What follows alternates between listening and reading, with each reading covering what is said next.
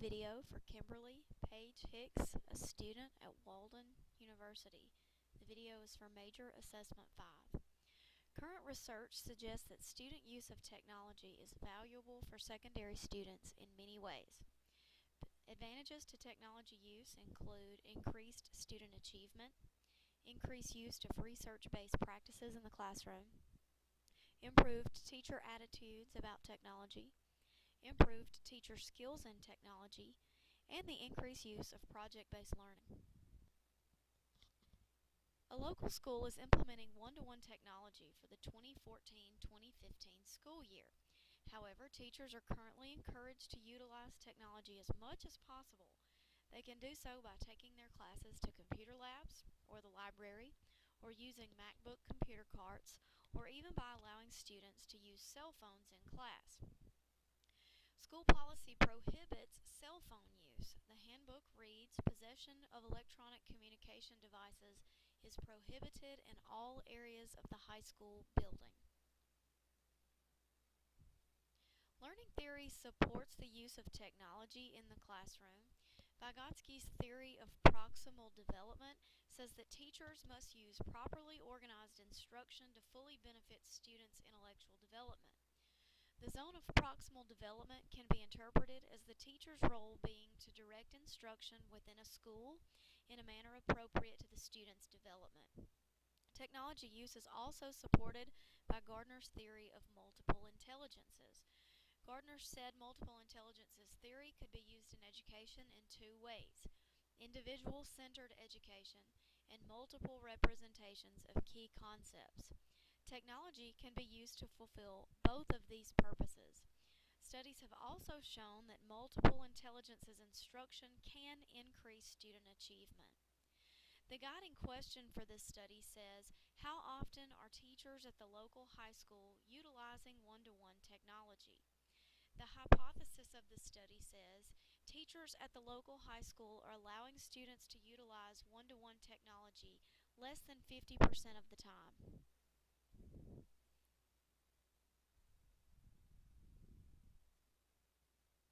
Data was collected to show how frequently teachers are utilizing the available technology within the school. Table 1 shows the availability and student usage of computers at the participating high school. There are 2 computer labs, the library, and 3 MacBook carts available for teachers to use throughout the day. The data in Table 1 demonstrates that the technology available for teacher and student use at the high school is not being fully utilized. In fact, only 1 computer lab is being used over 60% of the available time. The lack of technology use means teachers are not fully maximizing the benefits found in current research. Table 2 shows cell phone discipline referrals at the school. From November 30th, 2011 to February 28th, 2012, there were 172 total discipline referrals. However, there were 0 total number of discipline referrals for cell phone usage. For the fall semester of 2013, the total number of discipline referrals was not available. However, 0 of them came from cell phone usage referrals. As shown in Table 2, teachers are not following handbook policy on cell phones. There were no discipline referrals for cell phone infractions. Discipline is mentioned on the school's continuous improvement plan for school year 2012-2013, but cell phone infractions are not discussed. The lack of cell phone discipline referrals may demonstrate that teachers are allowing cell phones in class for academic purposes, rather than referring students to the office for violating handbook policy. Student use of smartphone technology was not considered in Table 1. This may be a limitation of the study. Google Calendars was used to collect data for this project. Microsoft Word tables were used to present data for this project. Proposed solutions include a professional development workshop and rewritten handbook policy. The workshop will address benefits of technology use, as well as allow time for collaboration with mentor teachers to create effective lessons. The first section of the workshop would cover current research on the benefits of technology. Benefits to both teachers and students would be discussed. After the briefing on the advantages of technology use, participants would be given choices for breakout sessions. Each breakout session would be by a mentor teacher. The mentor would select a technological tool like Twitter, Moodle, or Google Apps, and the mentor teacher would lead a workshop on using those tools in education. The second part of the workshop would allow the participants time to collaborate and create effective lessons using that tool. The rationale for this method of solution is that teachers must buy into technology, mentoring is an effective professional development tool, and collaboration is an effective professional development tool. The methodology for the study would be an interrupted time series design, which is a quasi-experimental design. Variables include technology use and cell phone discipline referral data. Drawbacks to the study include weakened internal validity and the possibility that extraneous variables could affect the study. Descriptive statistics are most important in interrupted time series designs.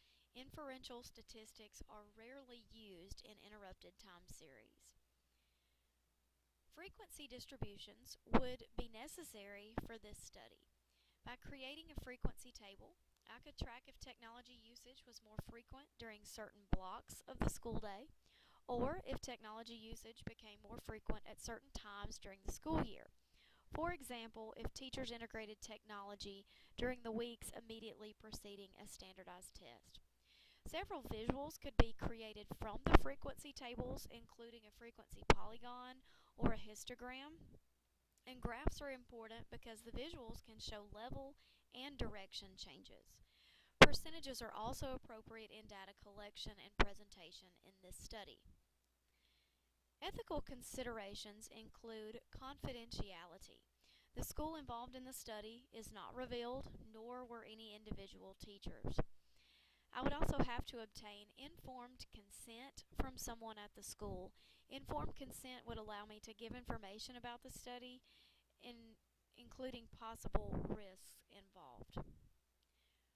Recommendations for future study include including a control group, because no control group is a limitation of this type of study. A future study might compare two schools or even two groups of teachers within a school to examine if the benefits mentioned before manifest themselves with student use of technology. Also, a correlation study could be completed in the future to examine the effect of student technology use on achievement or another variable. In conclusion, this was a very challenging assignment. One limitation of the study included that there was very limited data available for the problem. However, it did allow me to focus on social change by students integrating technology more frequently. One thing found while reading research is that students are ready for technology use. It's often the teachers who are lagging behind. This webpage shows a wiki I created to show the references used in this study.